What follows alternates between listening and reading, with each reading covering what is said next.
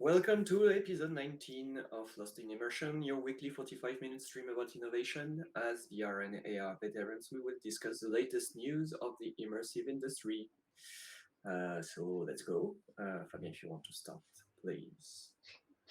Yeah, thanks. So today the topic I want to discuss about is a research paper that was published last week between Meta and Seoul University. And so a bit of background is to have a good presence in virtual reality. So to really, if you are interacting with someone, it's of course better if the movements of this person are correctly translated onto the avatar that you are seeing. So the hands, every movements. So currently, it's not very convenient. It works well if you have like a motion capture suit, but it's expensive and not everybody can afford that. So what Meta is working on is just by using the headset position and the two controllers, they use AI, of course, to reconstruct the movement of a full body just using these three informations. Three devices. It's more than three information. And they share the video of the result. So you can see the movements that the real person is doing and the three positions of each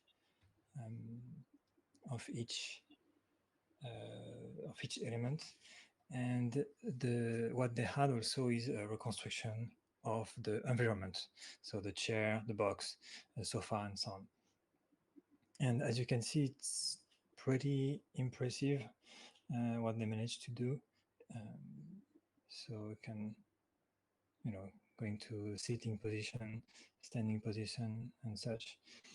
You can see how it works by going over boxes.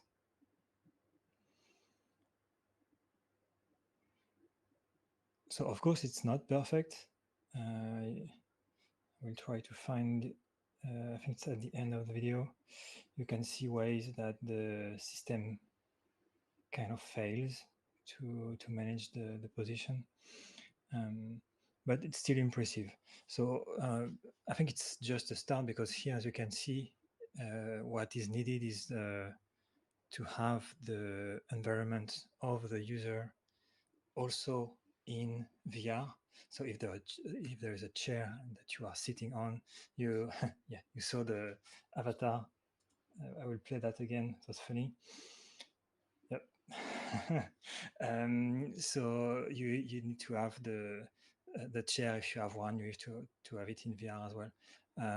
But I think for most, you can see here a failure as well of the system to get back in a standing position.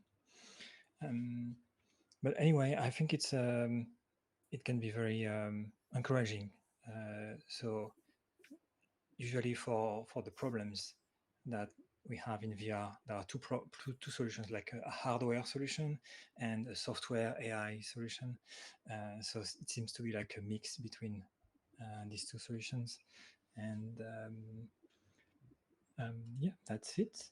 So I'm curious to know what you think, and if you have comments or things that I forgot. Seb, start with you. No, it seems to be a clever way to use the device and the controller and the information that we have right now to reconstruct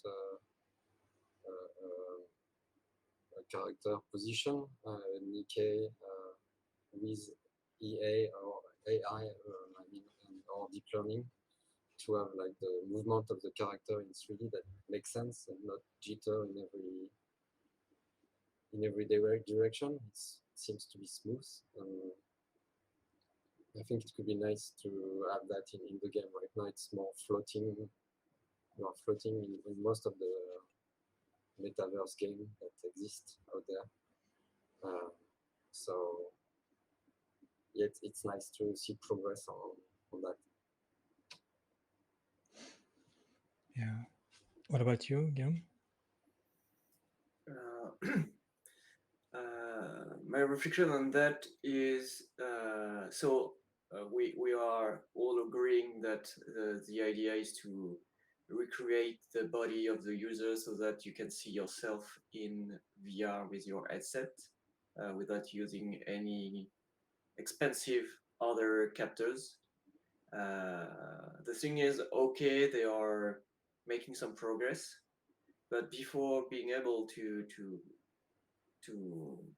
make it a reality for users, I guess there's a huge gap because I don't know if you remember the time where we were doing like inverse kinematics everywhere with VR headsets, especially at the beginning, because they found out newcomers to VR find out that not seeing their legs or their arms were very troubling. But well, now people are used to that, so it's not that much of a problem. But we know that using this kind of prediction or way to replace real tracking is not that easy, and it may cause more discomfort to the users not seeing anything at all. And I guess this is what is going on here. At some point,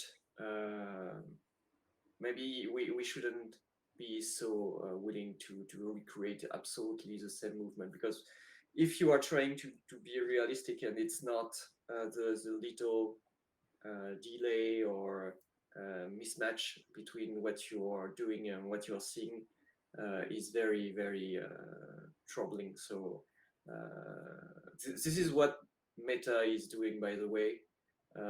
With Horizon, for example, they chose to not to cut the avatars in half and not showing the legs because they thought that it was more comfortable for people. However, when you are using VR chat, even if normal mode without any additional trackers, you can see your legs, and at some point they're not trying to be realistic at all, and they're just moving around. And even if it's not that advanced, I guess it works, and it's more comfortable to see your legs or see the whole avatars of others. And I don't really understand why they are so obsessed with not showing the legs with Meta, and they are, I guess, giving us some clues about what they're doing. They want the absolutely exact movement of the users.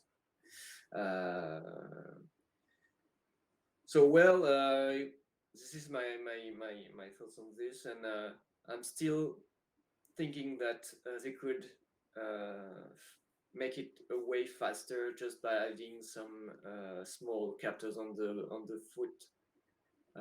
It shouldn't be so expensive, I guess, making these additional trackers.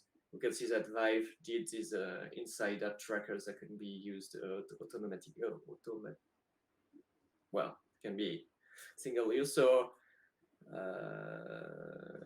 I guess I don't know what they are making it's so difficult to implement by using AI and so on, as they could be just selling 2 other scatters for the foot and make it way easier for them, especially with this kind of technology.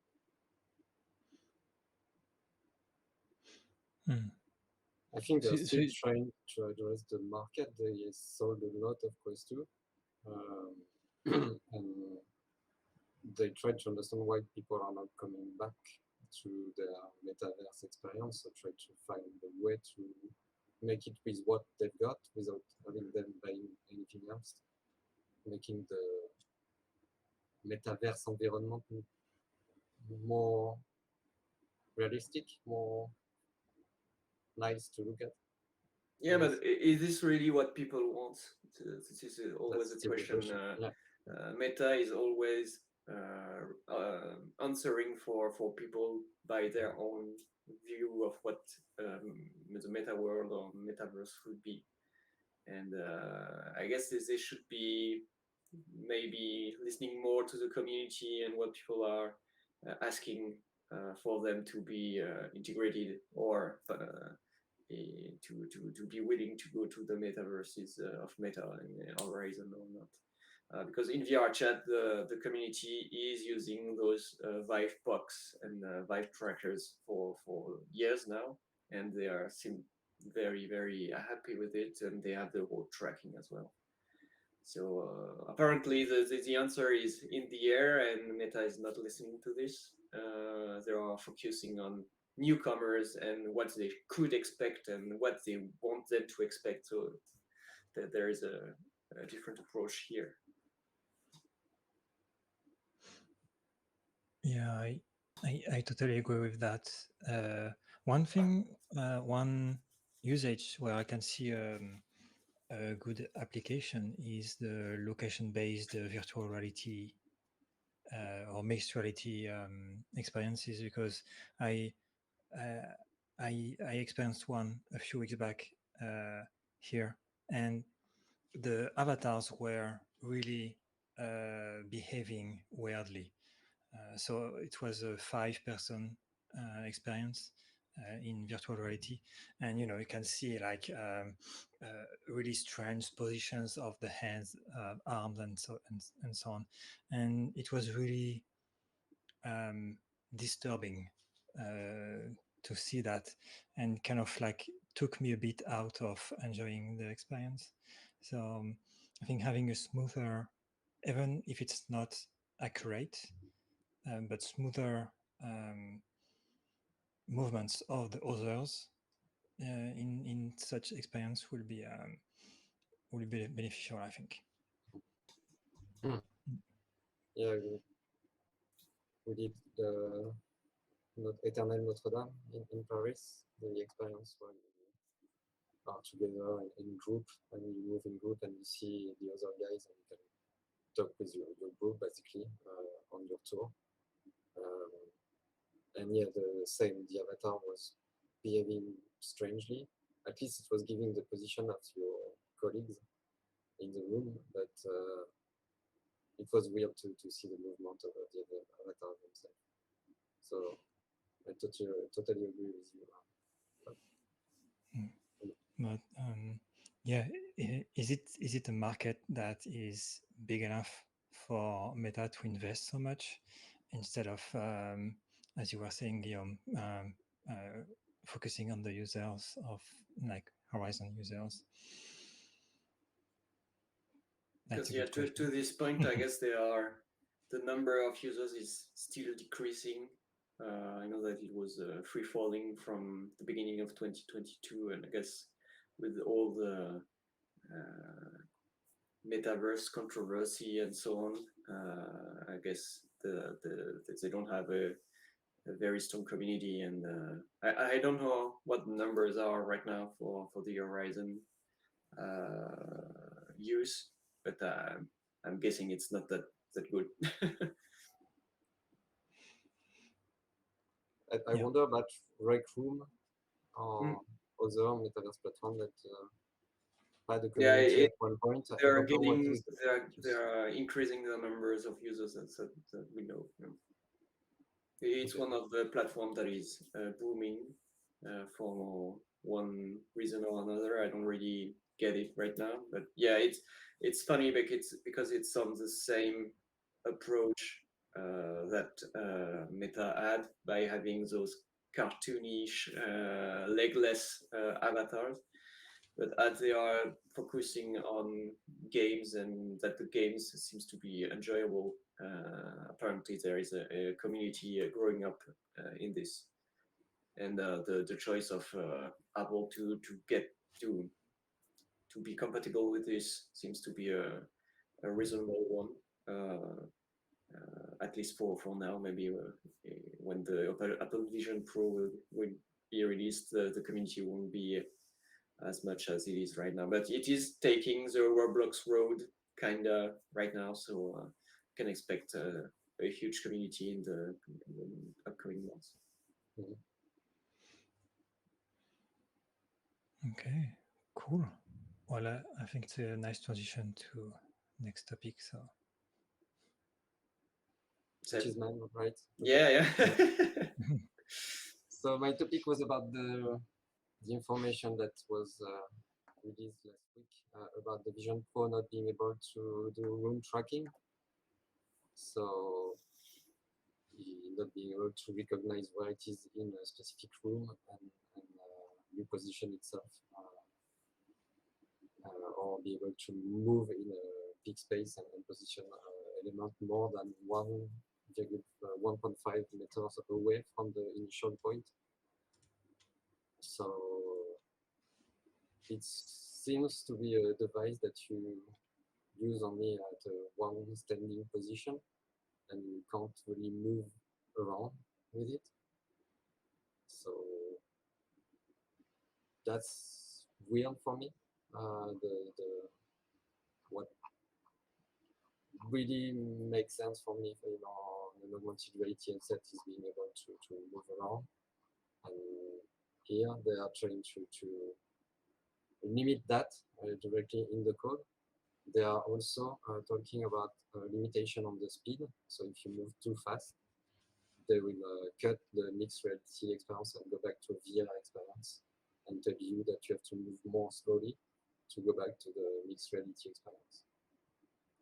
So I guess that's to make the experience always great and not have something shaky or weird for the user.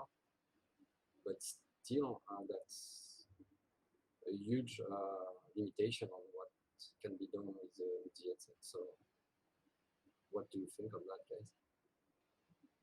guys? Well, yeah.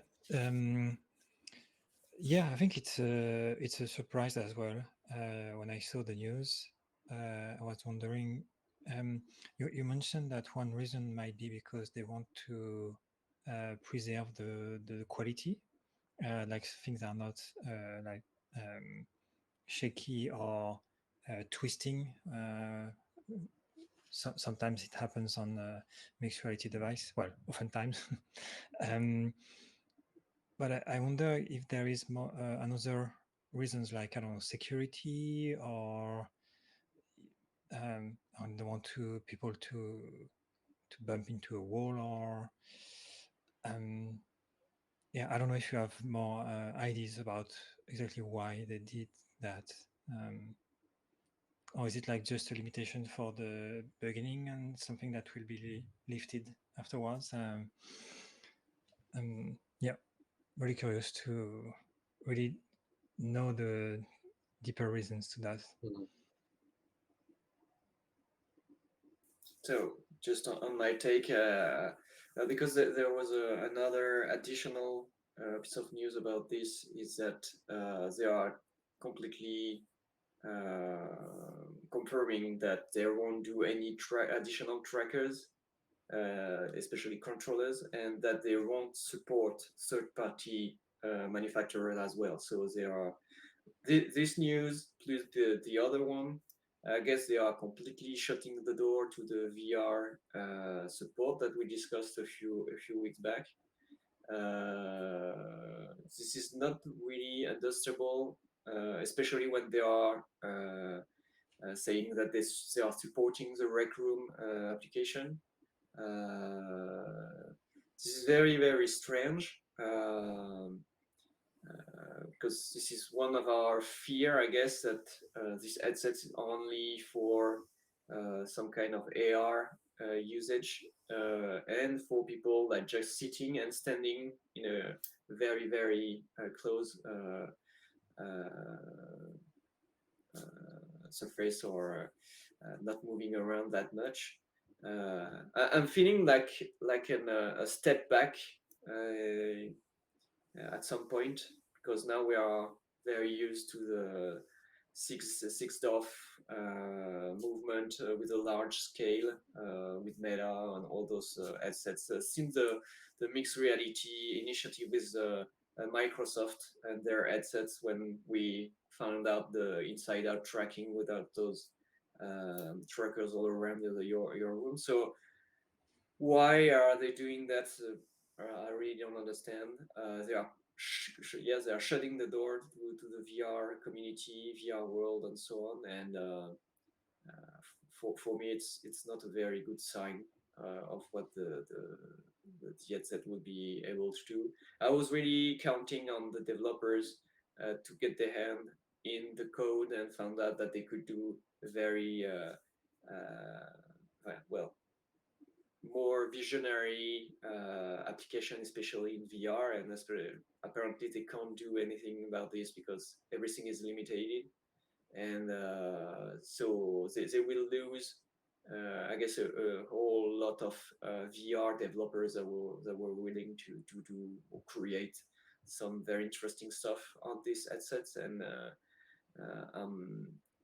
I don't know if it's something to get high quality content, but by that I will answer that right now with the inside out tracking, we can say that the experience is great in VR. We don't have this shaky or whatever tracking issue that we had in the past.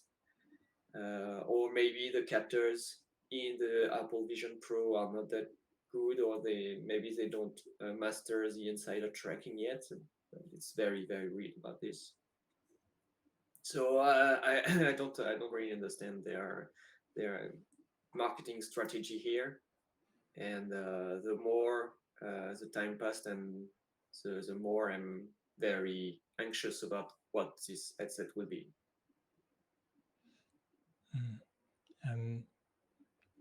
I will try to play the devil's advocate. So Seb, you said it's 1.5 meters from the initial position. That's right. Mm-hmm. So well, it's 3 meters. Like it's a size of 3 meters maybe. So yeah, I would think like, I don't know, my room here, I don't have 3 meters wide to move. So I don't know if like this kind of usage where it's you can move but not that much is maybe one of the most use case for VR. People that are in their house in a small area. That's me trying to defend Apple, but I'm not really convinced myself. Yeah, No, I agree with you for VR, but for augmented reality, mixed reality, usually you want to have more space. Yeah, we saw with HoloLens that they were bringing up the room scale, or a bigger space. I remember that you could move around a whole building and coming back to one room and see your augmentation back where it was ish for the first version of it. But one other point that I would like to discuss with you is that we know that Apple is targeting the coaching or well-being with their headset at some point. So we can,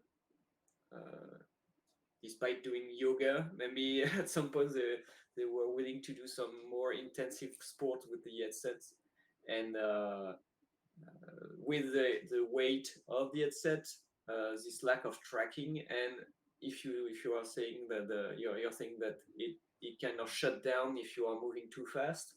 Only the mixed reality part. Okay, well, So, right now the mixed reality sport is a reality as well, so you can say that the VR part is out of the table as well. So it's very weird. It's not sync with their view, I guess. But yeah, it's maybe they found out that it's not as powerful or whatever they could do, or it's just a prototype plus for them to show, and there will be something better in the years to come. I don't know.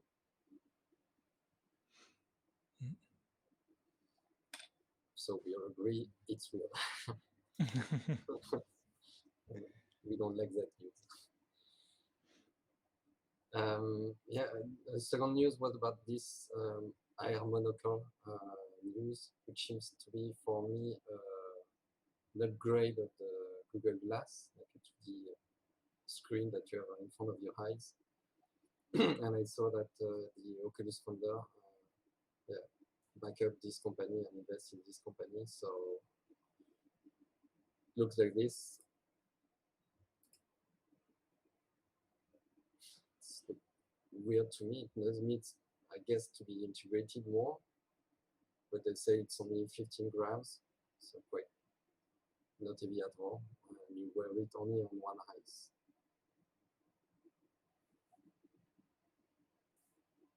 And like you see, there's no camera, no tracking, so you can only display 2D information in front of your eyes.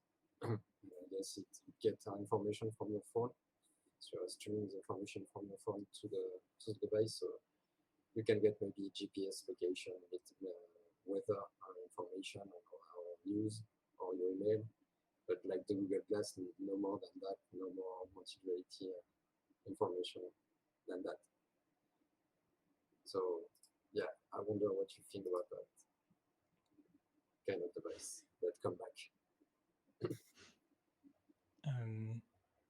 I think what they are trying to do is to build like a personal assistant, because I think they hook it up to a chat GPT. And so yeah, I think the usage is very, very limited, as you were saying. It's a kind of it's a Google Home on Alexa that you wear on your eyes to get the results, kind of. So it's a display, but I don't know. I'm really wondering if people will wear that. I mean, we all remember how people will wonder about the Google Glass, but actually now we all have this kind of thing in the ears. Yeah, I'm really wondering about the adoption, actually, and the usefulness. Yeah. Do you have any information about the price of this, or is still on the prototype site? 349. Okay. Oh well, you know, I'm a huge fan of Google Glass, so I don't see the point here.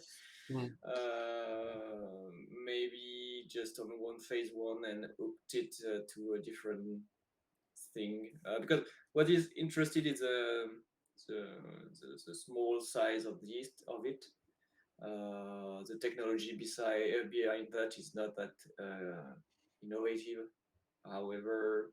So well, maybe we'll see what people can do with this, but yeah, I'm not very I don't really see what we can do with that. It's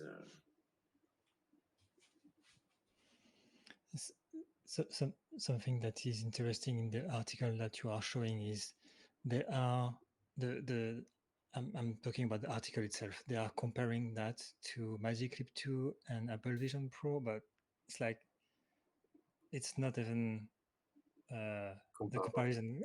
Yeah. Interesting.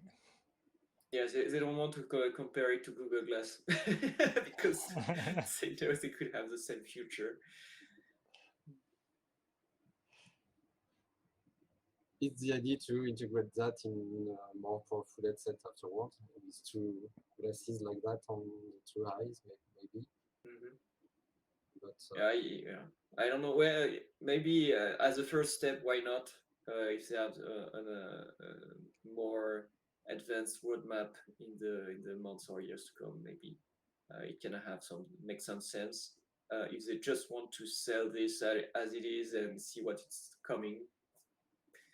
Once again, it's one of these innovation company like Ultraleap, for example. They created a very nice piece of hardware, but without very knowing what people will be doing with this.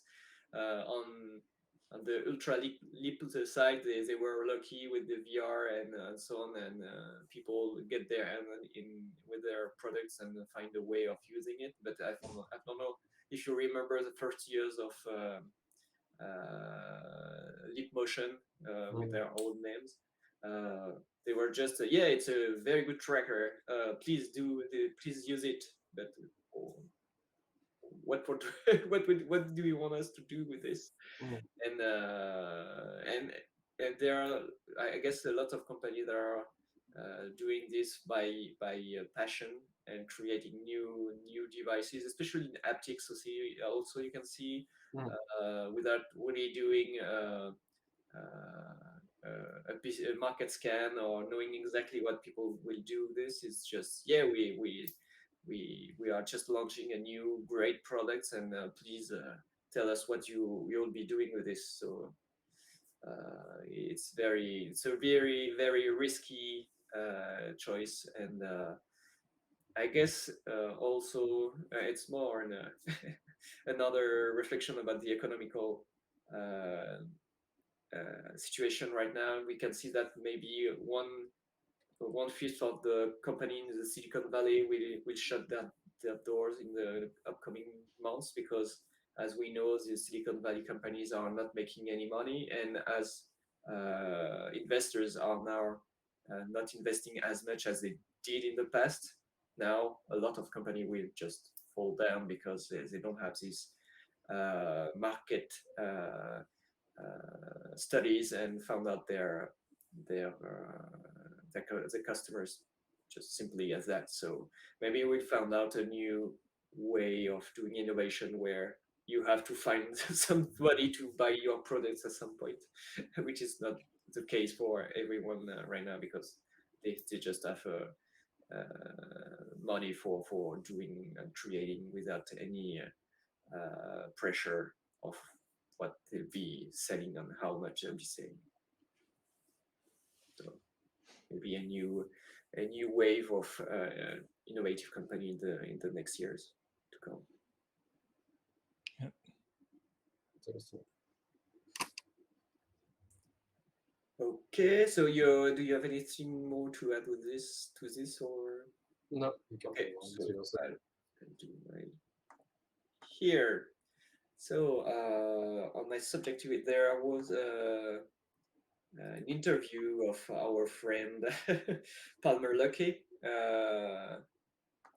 and it's a very long interview. It's more than 1 hour, but there were some interesting things about the Apple Vision Pro and the Meta, of course, as the old inventor of the Oculus headset. So on the Apple one is Apple Vision Pro. Inside the things that they did the right thing. Well, the positioning of the headset is the right one for all this like high-end VR, AR headset, sorry, and their approach to the market is the right one. Is not for him, the price is not an issue, because even at that price, there will be just a community of developers that will be getting their hand dirty and found some new way of using, and hopefully found innovative ways of doing application with this headset. So basically, it sums up for him about the strategy of Apple. He didn't speak about this room scale limitation. Maybe we need and have the information at that point. So we should look out for maybe a shift on this by Palmer Luckey.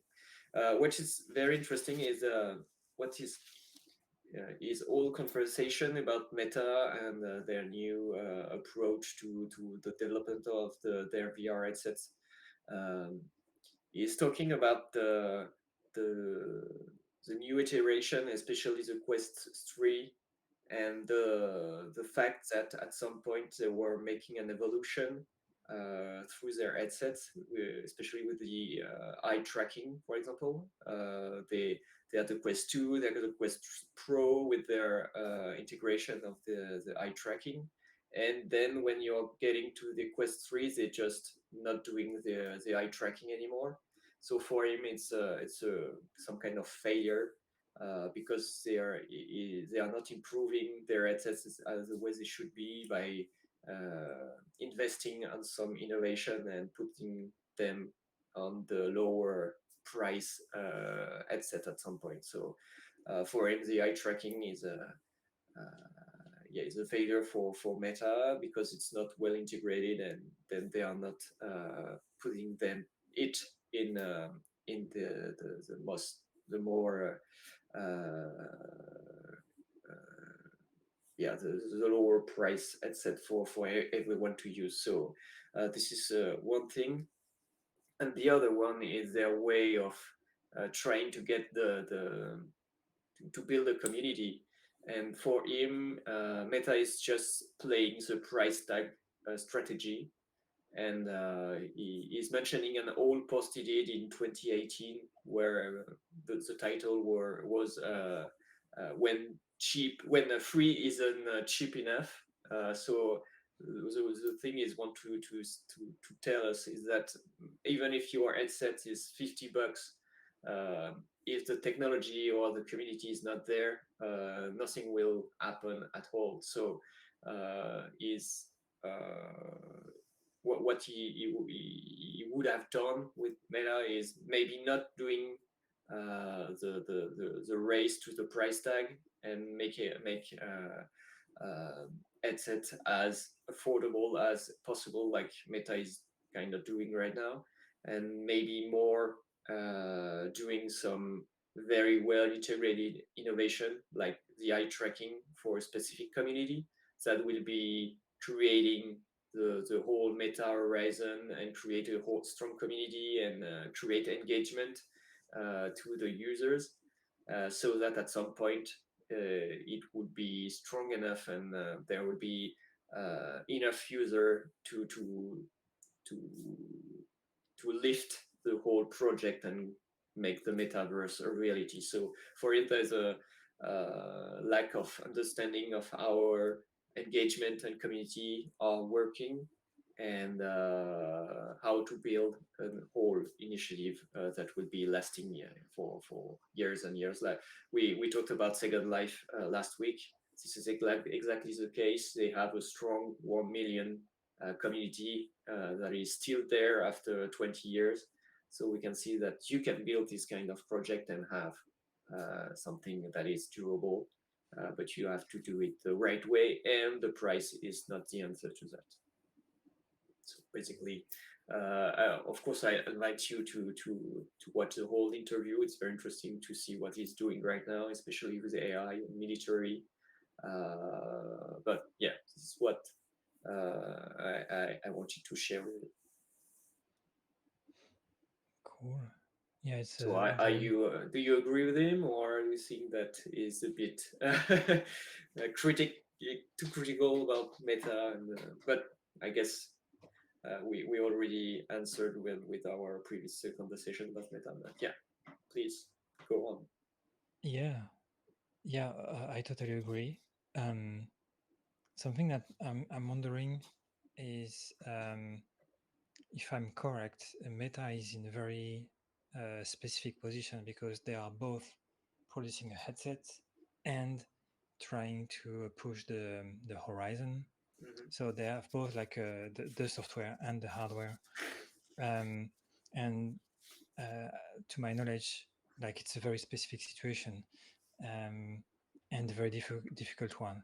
So I don't know if there is another company that can challenge them and bring this to the table, or if what we will see is the rise of VRChat, Roblox, and the other one, and not tied to a specific headset and not tied to a specific company. But yeah, it's I will watch the interview. It's I think it's very interesting to see and to hear what he has to say. And Sim? besides, I wonder why they do not shut down Horizon. I don't see that much news about it, that much integration or link to other apps, so it's still limited. But the price tag of the device itself, I think I kind of disagree to have people use the headset. You had to lower down the budget, otherwise you will not get a good community.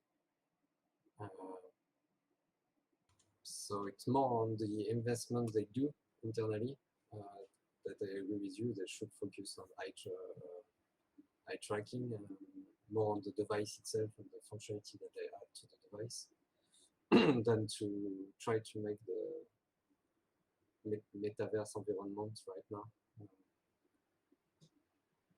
And maybe use other companies that do it better, like Recruit and have already a community to build on it and make it stronger.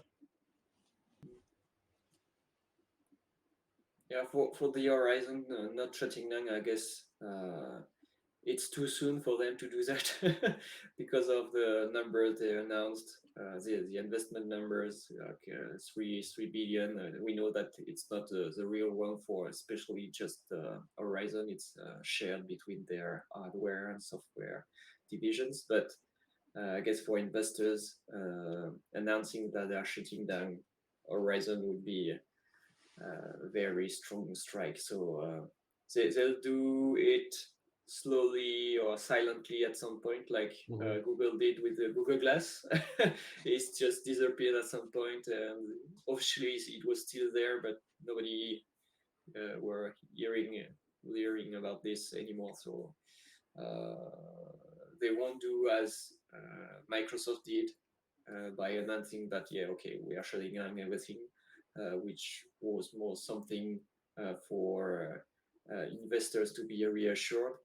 It's not the case for Meta, so I guess it will die slowly and disappear by naturally. But I won't see any thing that would bring Horizon back from where it is right now. It has a very bad press, and yeah, I don't know what they'll do with this. First, they should rename it at some point, so maybe we'll see a new iteration. Yeah. So, anything more to add? No. Okay, so it's a wrap up. So thank you both for your insights and information, and we'll see everybody next week for a new episode of Lost in Immersion. Thank you. See you guys. Bye. Bye again.